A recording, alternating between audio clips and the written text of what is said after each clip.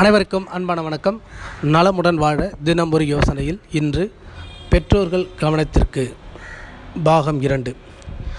ஏற்கனவே பெற்றோர்களின் கவனத்திற்கு பாகம் 1 பள்ளி செல்லும் குழந்தைகளிடம் பெற்றோர்கள் கவனிக்க வேண்டியது என்னென்ன, பள்ளியில் நடத்தப்படும் பல்வேறுபட்ட சோதனைகளை எவ்வாறு கையாள்வது அப்படின்ற பற்றி விவரமாக பார்த்தோம்.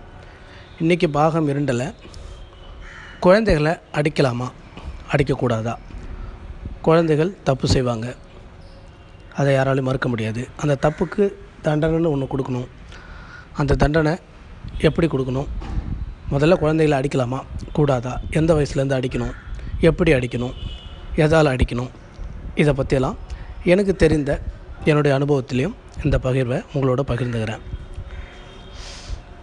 எனக்கு 2 குழந்தைகள் இருக்குது. அதனால் ஓரளவுக்கு இதில் எனக்கும் சொந்த அனுபவம் இருக்குது. அதன் அடிப்படையில் இந்த பதிவை உங்களோட பகிர்ந்து கொள்கிறேன். குழந்தைகளை முதல்ல அடிக்கலாமா, அந்த குழந்தைகளை அடிக்கணும் அப்படின்ற நிலைமை வரும்போது அது எதற்காக அடிக்கிறோம், எந்த தப்புக்காக அடிக்கிறோம், எந்த அளவுக்கு அடிக்கிறோம், எதை கொண்டு அடிக்கிறோம் அப்படின்ற நிறைய விஷயத்தை இதில் கவனத்தில் கொள்ளணும். அடிப்படையில் குழந்தைகளோட பருவத்தை இந்த அடிக்கிற விஷயத்தில் நான் ஒரு 3ஆக பிரிச்சுக்கிறேன்.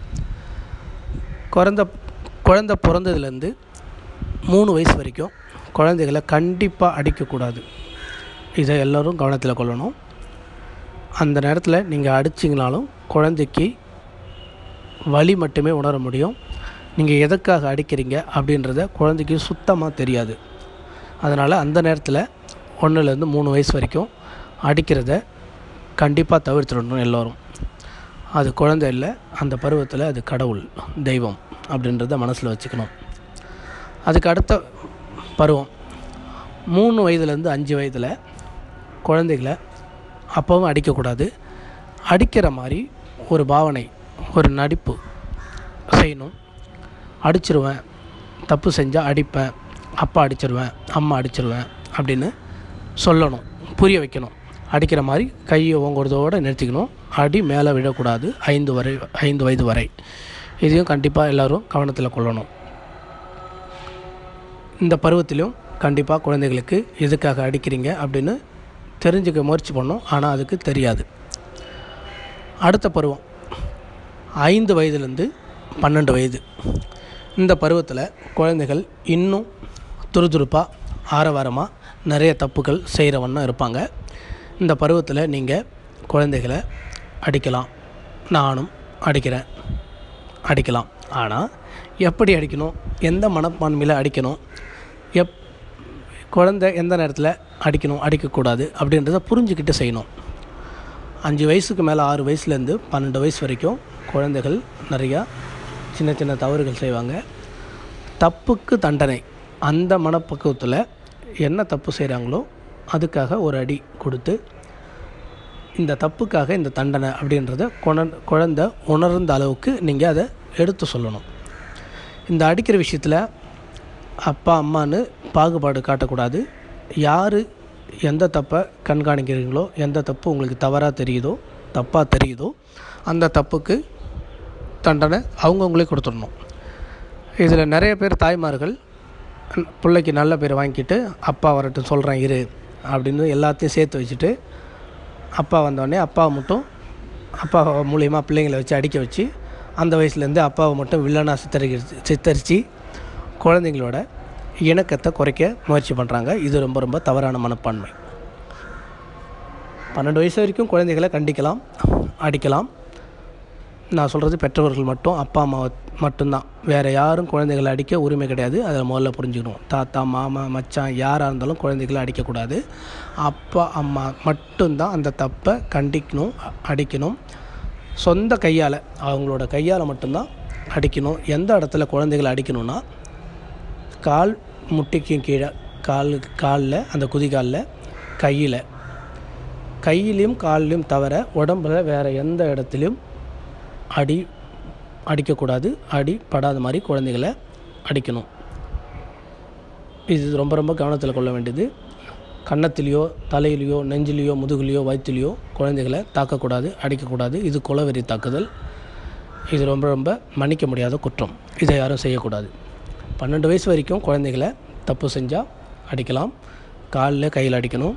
அந்த தப்பு நீங்கள் செஞ்ச தப்புக்கு இது அப்பா அடிக்கிறேன், அம்மா அடிக்கிறேன், திரும்ப இந்த தப்பை செய்யக்கூடாது அப்படின்னு சொன்னால் குழந்தை அடுத்தது வேறு புது தவறை செய்யும், புதுசாக செய்யும். நல்லா கவனத்தில் வச்சுக்கோங்க. குழந்தை எப்போதும் நம்மளை விட புத்திசாலிங்க, நம்மளை விட அறிவாளிங்க. ஆனால் அந்த விஷயம் குழந்தைகளுக்கு அந்த பருவத்தில் தெரியாது. அப்பா அம்மாவை விட நம்ம அறிவாளிங்க, புத்திசாலிங்க அப்படின்றது அவங்களுக்கு தெரியாத தவிர, ஆனால் குழந்தைகள் ஒவ்வொரு பெற்றவர்களை விட குழந்தைகள் அறிவாளிகளாகவும் புத்திசாலிகளாகவுமே பிறக்கப்படுகிறார்கள், வளர்கிறார்கள் என்பதை புரிந்து கொள்ளணும். அப்போ தவறு என்று ஒரு தப்பை மறுபடியும் செஞ்சால் மட்டும்தான் திரும்ப அடிக்கணும். புதுசாக ஒரு தப்பு செய்கிறாங்க, தவறு செய்கிறாங்கன்னா அதை வார்த்தையாலே முதல்ல கண்டிக்கணும். வார்த்தை கண்டிப்பு முதலில். அதுக்கப்புறம் செய்த தவறையோ செய்த தப்பையோ திரும்ப செய்யும்போது மட்டுமே குழந்தைகளுக்கு அடிப்பதன் மூலம் ஒரு தண்டனை, சிறு தண்டனை கொடுக்க வேண்டும். திரும்ப அது அந்த அடிக்கிறது குழந்தை செய்கிற தப்புக்கு தான் அடிக்கணுமா தவிர, நமக்கு ஏற்கனவே புருஷனோட சண்டை, பொண்டாட்டியோட சண்டை, மற்றவங்களோட சண்டை, நமக்கு வேறு டென்ஷன், கோபம் இதெல்லாத்தையும் வச்சுக்கிட்டு இந்த கோபத்தை காட்டுறதுக்காக தயவுசெய்து அம்மாவாக இருந்தாலும் அப்பாவாக இருந்தாலும் குழந்தைகளை இந்த கோபத்தெல்லாம் மனசில் போட்டுட்டு அந்த மாதிரி நேரத்தில் குழந்தைகளை கண்டிப்பாக அடிக்கக்கூடாது, தாக்கக்கூடாது. இதை மனசில் வச்சுங்க. இது விபரீதமாக முடிஞ்சிடும். அப்போ அம்மாவோ அப்பாவோ யார் குழந்தைகளை கண்காணிக்கிறீங்களோ, யார் அதிக நேரம் குழந்தைகளோட வீட்டில் இருக்கீங்களோ, குழந்தைய தவறு செஞ்சு தான் அவங்க பக்குவப்படுவாங்க. அதனால் தவறு செய்யாத குழந்தை உலகத்திலே கிடையாது. அந்த தவறை ஒரு தடவை செய்யும்போது, முதல் தடவை செய்யும்போது வார்த்தைகளால் கண்டிக்கணும். 2வது முறையும் வேண்டுமென்றே இல்லை 3வது முறையும் செய்யும்போது சொந்த கையால் மட்டுமே லேசாக அடித்து இல்லை வலிக்கும்படி அடித்து அந்த தப்புக்கு தண்டனை என்பதை உணர்த்த வேண்டும். திரும்ப ஒரு அரை மணி நேரம், 1 மணி நேரத்துக்குள்ளே குழந்தையோட சகஜமாக பழகிடணும். அந்த வயசு தான் அது குழந்தைக்கு சகஜமாக திரும்பிடும். இதை புரிஞ்சுக்கணும். எந்த காரணத்தை கொண்டும் மனசில் உள்ள சொந்த கோபத்தை வச்சு குழந்தைகளை தாக்கக்கூடாது. அதை புரிஞ்சுக்கணும். அதனால் 12 வயசு வரை குழந்தைகளை அடிக்கலாம். 13 வயசு பிறந்துட்ட உடனே குழந்தைகளை தொடக்கூடாது. குழந்தைகளை நீங்கள் தொட்டிங்க, வாழ்க்கையில் கெட்டீங்க. 13 வயசுலேருந்து குழந்தைகள் 12 வயசு வரை யார் மூலிமா, இந்த சமூகத்து மூலிமா, பள்ளிகள் மூலிமா, ஆசிரியர்கள் மூலிமா, அப்பா அம்மா மூலிமா, சொந்த பந்தங்க தெரிஞ்சவங்க மூலிமா என்னென்ன விஷயங்கள்லாம் மூளையில் ஸ்டோர் பண்ணாங்களோ, கற்றுக்க ஆரம்பித்தாங்களோ அதை எல்லாத்தையும் 13 வயசுலேருந்து 21 வயசு, 18 வயசு வரைக்கும், 19 வயசு வரைக்கும் அதை செயல்படுத்த ஆரம்பிப்பாங்க. அந்த நேரத்தில் கண்டிப்பாக எந்த பெற்றோர்களும் அடிக்கக்கூடாது. அடிச்சிங்கன்னா நிலைமை வேறு மாதிரி போயிடும். சுத்தமாக பிள்ளைங்க சொல்கிற பேச்சை கேட்க மாட்டாங்க. அதனால் அந்த 13 வயசு டீனேஜ்னு சொல்கிற அந்த பருவ வயதில் குழந்தைகளை அடிக்காமல் நடைமுறைக்கு ஏற்ற மாதிரி அவங்களுக்கு புரிகிற மாதிரி ஒவ்வொன்றும் சொல்லணும். ஒரு முறை அவங்க எல்லாமே செய்து பார்க்கட்டும் தனியாக. மறுமுறையும் அது தோல்வி அடையும் போது கண்டிப்பாக அப்பா அம்மாவோட ஆலோசனைக்கு வந்துடணும் அப்படின்னு சொல்லி அறிவுறுத்தி அவங்கள வளர்க்க ஆரம்பிக்கணும். ஏன்னா அடியாத மாடு படியாது அப்படின்னு கிராமத்தில் சொல்லுவாங்க. இது பழமொழியெல்லாம் நல்லது தான். ஆனால் அது மாடு வேறு, நம்ம குழந்தைங்க வேறு. உளி பாவம் பார்த்தா சிற்பம் செதுக்க முடியாது அப்படின்லாம் சொல்லுவாங்க. பழமொழிகளை சரியாக புரிஞ்சுக்கிட்டு குழந்தைகள் விஷயத்தில் நல்ல புரிதலை ஏற்படுத்தி கொண்டு குழந்தைகளை வளர்க்க ஆரம்பிங்க. 5 வயசு 6 வயசுக்கு மேலே 12 வயசுக்குள்ளே குழந்தைகளை அடிக்கலாம். அந்த அடி தப்புக்கு தண்டனை மட்டும்தான் இருக்குமே தவிர சொந்த கோபதாபங்களுக்காக குழந்தைகளை அடிக்கக்கூடாது என்பதை மனதில் வச்சுக்கணும். அப்பப்போ தப்புக்கு அப்பப்போ அடிச்சிடணும். சின்ன சின்ன தப்பெல்லாம் சேர்த்து வச்சுக்கிட்டு ஒரு வாரத்துக்கு ஒரு தடவை, மாதத்துக்கு ஒரு தடவை ரூமில் போட்டு அறையில் பூட்டி அடி நடிக்கிறது நல்ல பழக்கம் கிடையாது. இதுவும் குழந்தை மனநலத்தை ரொம்ப பாதிக்கும். குழந்தைகளை எக்காரணத்தை கொண்டும் எந்த வித உபகரணங்களை கொண்டும் அடிக்கக்கூடாது. இது மிக மிக கவனத்தில் கொள்ள வேண்டிய ஒரு செயல். வெறும் கையால் மட்டும்தான் குழந்தைகள் அடிக்கணும். அப்படி நீங்கள் வெறும் கையால் குழந்தைகள் அடிக்கும்போது அது குழந்தை உடனே மறந்துடும். அதே நீங்கள் ஏதாவது ஒரு ஆயுதத்தை கையில் இருக்கிற, வீட்டில் இருக்கிற ஏதாவது ஒன்றை வச்சு நீங்கள் குழந்தைகளை அடிச்சிங்கன்னா அது அந்த குழந்தையின் மனதில் பெரிதாக பாதிப்பை ஏற்படுத்தி அவங்க ஞாபக சக்தியை குறைக்கக்கூடிய அளவுக்கு அதில் பக்க விளைவுகள் உண்டு என்பதை புரிந்து கொண்டு குழந்தைகளை கண்டியுங்கள் அளவோடு.